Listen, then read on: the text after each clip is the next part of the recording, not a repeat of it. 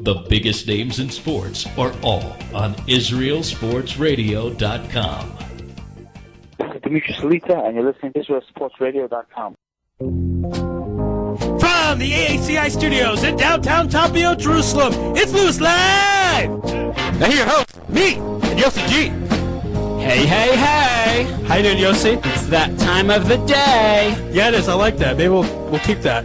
Hey, hey, that time of the day. It's Louis Live here on Israel Sports Radio. We're here from 10 o'clock IST Israel Standard Time until midnight IST Israel Standard Time. I'll be honest with the folks and the callers and everyone out there, we're not going to have a lot of time for callers because we have a huge guest list tonight. A lot of great names. We're going to get started right now. Our first guest is a great friend here to us at Israel Sports Radio. He's not only a welterweight contender in boxing's welterweight division, but also runs his own promotion company called Salita Promotions. On the line now is the one and only Dmitriy Salita. Dmitry, how you doing out there? I'm good. How you doing, guys? Good to be on. Absolutely, Great my friend. to have you. Baruch Hashem, it's very good to have you back on. Like I was telling you, we put you on hold. It's really been too long since we had you back on, and a lot of great questions we want to talk to you about your upcoming title fight and what's been going on with you. But before we get to that, we have got to get into the biggest story in the world right now, and that is the fact that Matisyahu shaved his beard. What are your thoughts on the subject? Yeah. Well, you know, I've kind of seen it just an hour or so ago.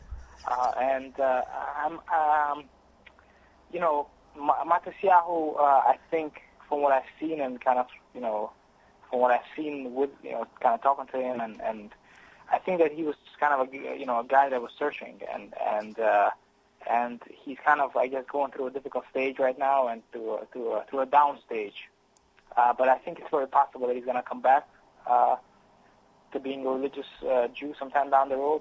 The fact that what happened, I think, is very bad for the community because there's been a lot of kids and young people that look up to him, and you know, he kind of carried that weight on his shoulders. And all the things that he did, especially that he did it publicly, you know, affects, you know, really millions of people because he's really the most famous religious Jewish celebrity of all time. And that's a lot coming from you, Dmitry, because you're obviously certainly famous religious in your own right. And Matisyahu, wasn't too long ago, was the opening singer for one of your fights. I recall he sung a song, "King Without His Crown," when you walked in. You know, that wasn't too long ago, and now this is the situation we have right now currently. Yeah, but you know, I'm nowhere close to Matisyahu. I mean, you know, he's all over the world. I mean, music, you know. Music is an international language. Sports is an international language as well, but definitely more music. And you know, Matisyahu is a tremendous talent. I am, you know, disappointed by his action because, you know, while personally he may have some issues that you know, that he has to deal with, but at the same time he's a public figure, and you know.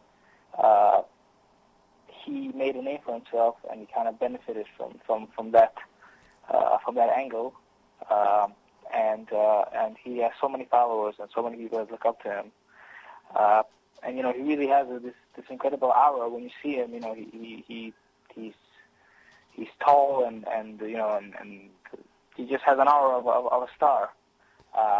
So you know, I just hope that it doesn't have kind of an effect on younger people. But I do understand, you know, that Matisyahu has more challenges than most people have. He has more challenges than I have, and he's always, you know, in the midst of a lot of different temptation, a lot of different things and difficult situations, and it's very, very difficult. So, you know, I understand. I understand that he's, you know, probably going through a difficult time, obviously, but you know, but I am disappointed by this action. Now, Dmitry, SCG here. Based on that, what about you guys? What do you guys think? Well, wow. I think honestly, it's a little selfish to a degree with what he did because there were a lot of people who looked up to him and saw that, hey, this is a guy who kind of looks just like you and me, and he's going out there and doing what he's doing, mainstream media, and promoting everything that a Orthodox Jew stands for, and gave a lot of people hope to succeed with their dreams, and now he does this. Now, obviously, I'm not going into any details because I don't know the details surrounding his decision, but as an outsider just looking at the decision that was made, I look at it as a little selfish.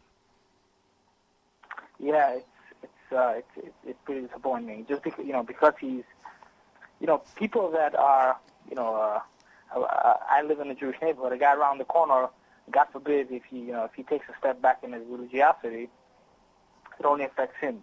But somebody that's a figure in the public eye, and Jewish people, we the Jewish people do not have enough representatives in popular culture, specifically in the United States. And Matisyahu, was a great star, and I hope, that he finds himself sooner than later and comes back and kind of turns it around. But it is quite disappointing.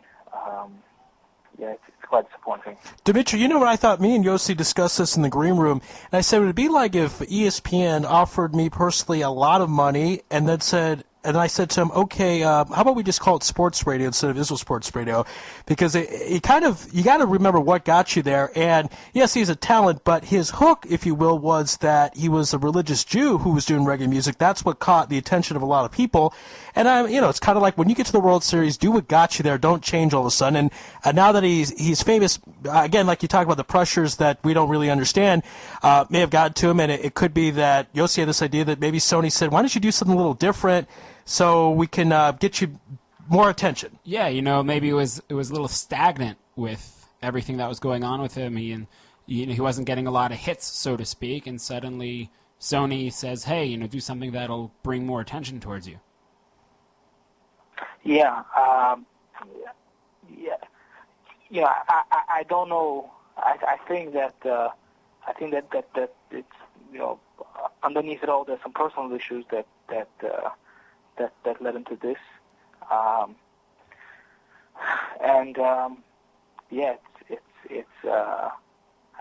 would love to talk to him actually and find out actually the real scoop.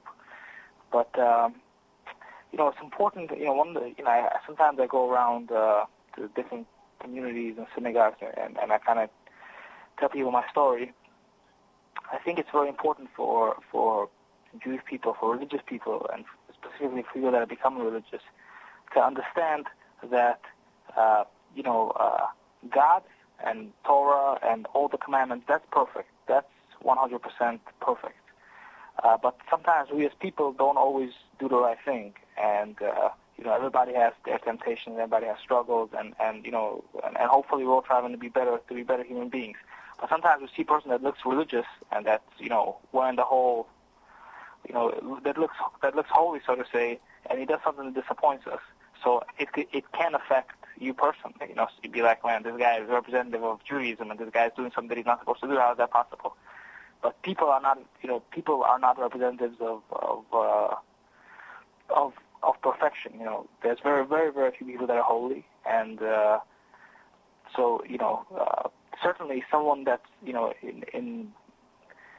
I remember when Matisyahu, left Lubavitch. People say, well, Matisyahu left Lubavitch, and everybody was kind of making a big deal of it. But Matisyahu was not a religious leader. He was just a guy that was a very talented musician and was a religious Jew. But what he does from a religious perspective is not an example because he doesn't represent the Jewish world as a religious Jew. Great point. To itself. You follow me? You follow what I'm saying? Yeah, absolutely. As a religious Jew to itself. So, so I think that sometimes people, it's a very tough lesson it's a tough thing to live up to, but it's important that actions of other people shouldn't disappoint us to make us weaker. Now, Dmitry, let's ask you this. This is a great topic. Glad we're getting into this because, again, I know you said that you're not as famous as Matisyahu, but obviously in the limelight as celebrity, you've, like I mentioned to Yossi in the green room, you met with the last two presidents. Personally, do you ever have different struggles where, let's say, you're in shul and you're, let's say, trying to focus on davening, and then people, I'm sure this happens several times, people come to ask you for an autograph or something like that, and how do you separate where you're in your own personal space and concentration, but still fan-friendly? Because kids, just like they look up to Matisyahu, they look up to you as well. So how do you get that personal space to yourself but still help out and be a member and contribute to the community, if you will? Listen, boxing is a poor man's sport, and what I mean by that the best boxers come out of the kind of the poorest and the worst gyms, and there's no glitz and glamour, especially when you're coming up. Mm-hmm. So, kind of always throughout my career, I as they say, you got to keep it real, and I try to keep it real in every situation, So that's really the motto that I live by.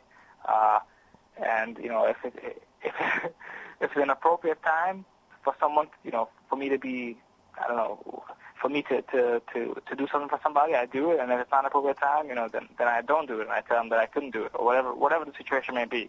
But listen, I'm saying this to you because this is how I feel.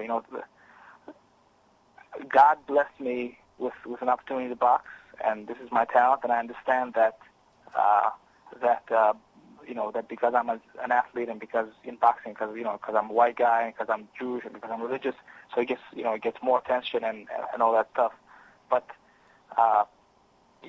there's many talented people, and everybody has their thing, and everybody is special. So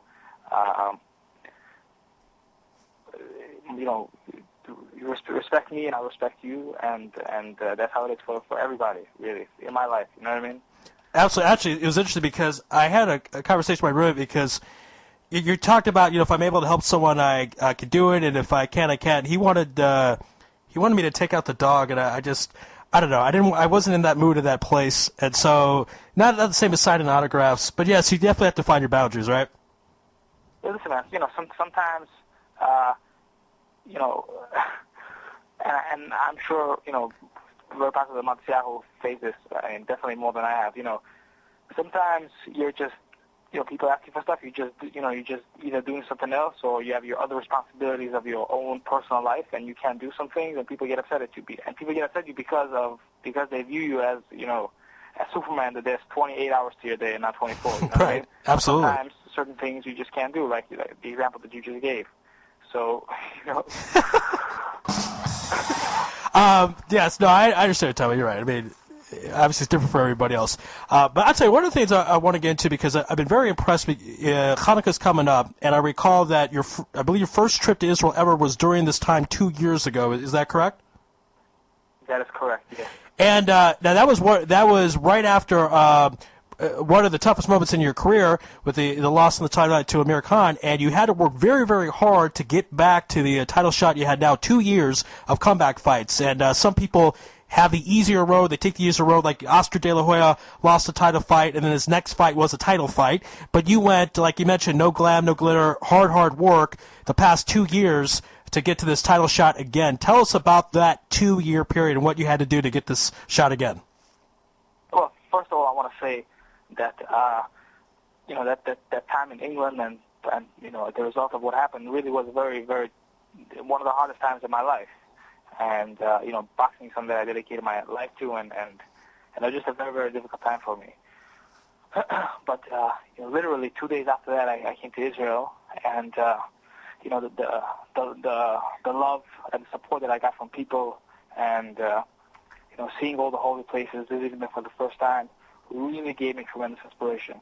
And I went to visit the Yad Vashem, the Holocaust Museum. Sure. And all you see there is really, really terrible. Like terrible stuff that happened. And at the end of the museum, you see this big window, and it's like it's an opening, and you see Israel, you see Jerusalem. So,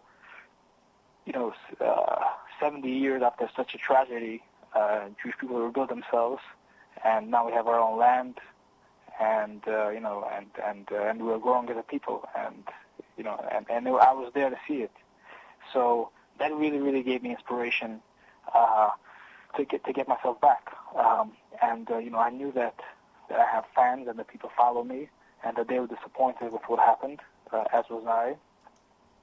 So it was important for me. I felt that it was important for me to resurrect myself and to bring myself back, and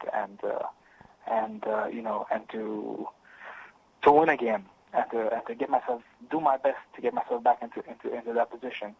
So after I got back, I couldn't I wanted to fight right away, but I couldn't for contractual issues.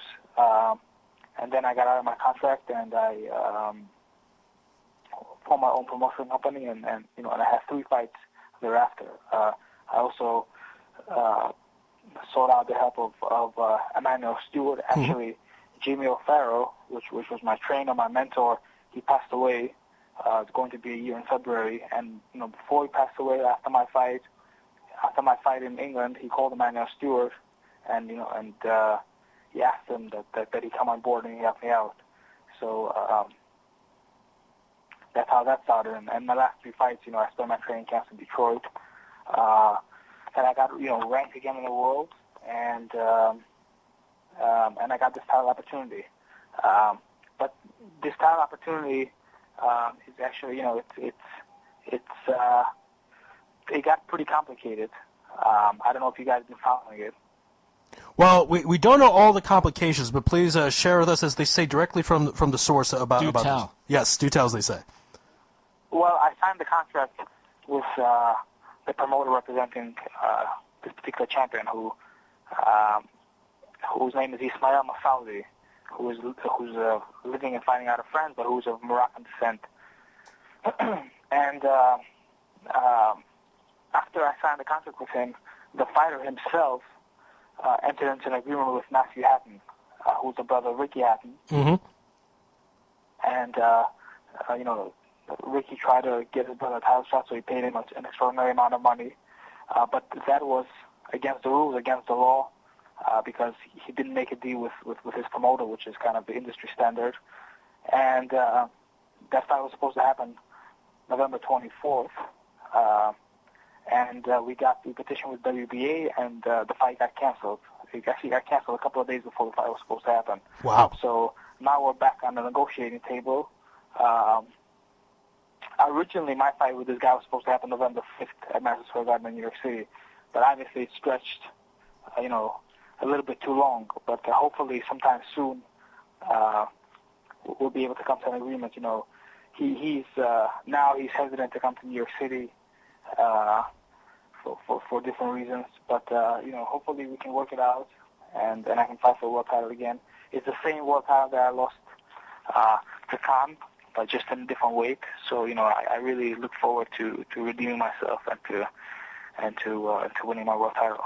So did you have to go ahead now and put on weight because it's a higher weight class than when you fought with Khan? No, I never have to put on weight. The thing is that I walk around well over my fighting weight. So when I fought Khan, my walk around weight would be, even when I train, be in a high 160 pounds, and I would fight at 140. So I would have to lose close to 30 pounds, which was really, really took a toll on me and my body. But so I pretty much walk around the same weight now. I just have to lose less weight. So 147 pounds, I'm pretty much much more comfortable to fight at that weight than to fight at 140 pounds. So now I don't have to put on any weight. I just have to lose less weight. So you can have a little bit more chont on Shabbos, basically, with this higher division. Yeah, you know what? after I got married, I got a chon recipe, and I really, really make a good chon. I really, really do. Awesome. I'm so proud of it. Now we're going to have to try some of that, for sure. Oh, That'd be great. The next time we're in New York or next time you're in Israel, we got to have some Dmitriy Salita chalt. It's got to happen, right? Perfect. Okay, cool. Now we're talking about with gaining weight, losing weight for fights and things like that. What sort of effect does it have on you per se, but in training? How do you train as you have been in the past for, losing obviously the weight that you have that would cause you to be over in order to get to that maximum, which is in the 140s where you generally fight? You mean the difference in training now that I'm at 147 pounds? Is that what you're saying? Yeah.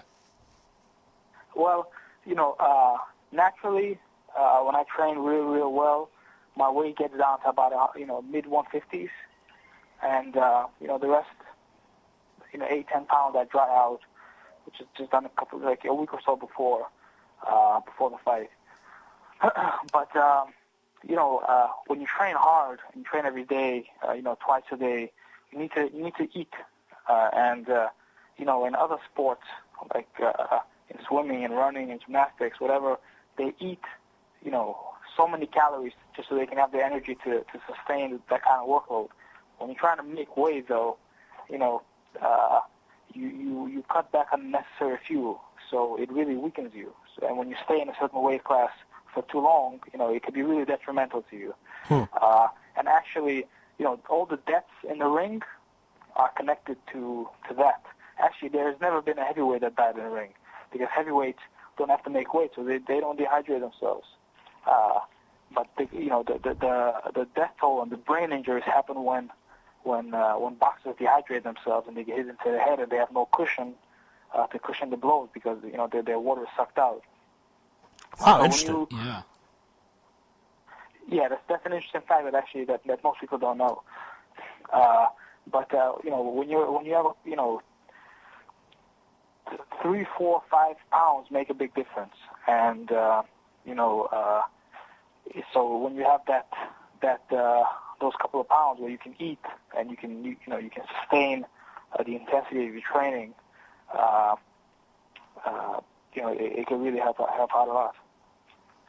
Now, just and different people are built differently, and some and everybody has a different metabolism, has a different way they carry their weight.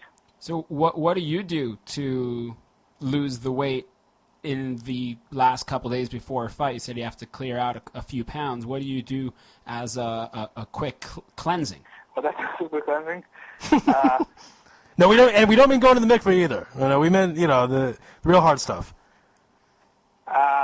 Well, you try to train with a lot of clothes on, and so do you sweat a lot or a plastic suit, and you have to really watch exactly the kind of foods that you eat. So, for example, high protein or like a chicken breast, but stuff that doesn't have a lot of salt, so it doesn't hold on to the water, and you really lose the water weight. Since the weigh-in is the day before the fight, so you have 24 hours to rehydrate, and 8-10 pounds is okay. So 8-10 pounds, right after the weigh-in, you can eat and rehydrate yourself properly and have your fluids, and you're ready to rumble. All right. We hear that. Now, just last question before we wrap things up, as we know you're a very busy man and have a really tight schedule. Can you tell us a little bit about the Dmitriy Salita program, the boxing academy that you have that, as I would call it, keeping Brooklyn safer one child at a time? Yeah.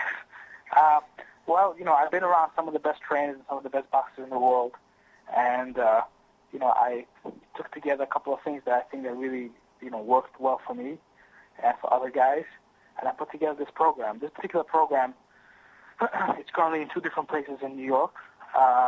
This program, there's no hitting, so meaning that participants, young people, don't hit each other.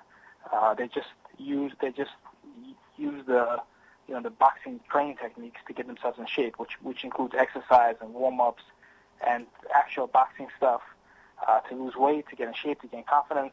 There's also a positive message of the day, so each session has a positive message of the day. For example, fall down 7 times, get up 8. And, you say, today's message is fall down 7 times, get up 8. And you ask the kids, what does it mean? And they say all different things. And the message is that, like in the ring, in life, sometimes you get disappointed and you get knocked down, but you got to pick yourself back up and shake off the dust and come back knocking. You know what I mean?